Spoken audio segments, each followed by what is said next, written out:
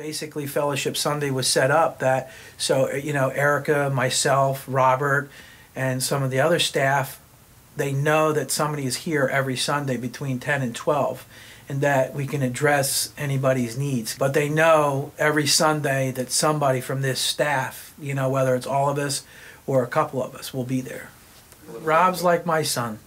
There was something about him the very first time I met Rob, was in Robert Wood Johnson emergency room.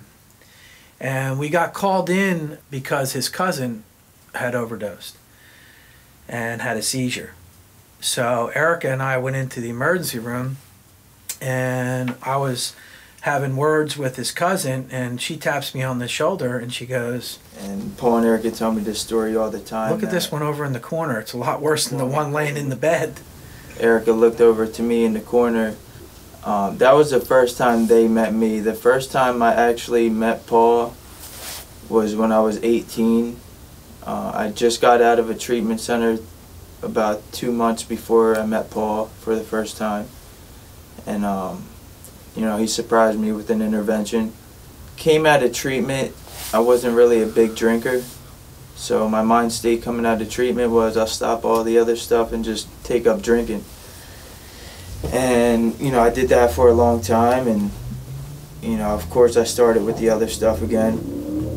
And about 5 months later, I was laying down in my bedroom. I lived in the basement. I was laying on my bed, and, you know, I see Paul walking down my steps again.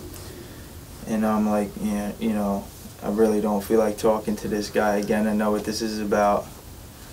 And, I mean, I was so beaten, you know. Just everything in my life was so messed up. And he told me, he looked me in my eyes, he said, "You look 100 times worse than you did 5 months ago." And he said, "If you don't get back to treatment, you're going to die within 2 weeks." And, you know, I was off the treatment again before I knew it. You know, it was like 5 months passed by so fast. And, you know, I was off the treatment again, and that's when I really took into consideration how messed up my life was. I've been clean ever since, and you know, I was volunteering a lot when I got out of treatment. I needed to stay around people that were dealing with the same stuff as me, and people that had more experience than I did, and that's what I did. And I wanted everything I saw in Paul is what I wanted for my own life. And, you know, still to this day, I still look at him as a role model.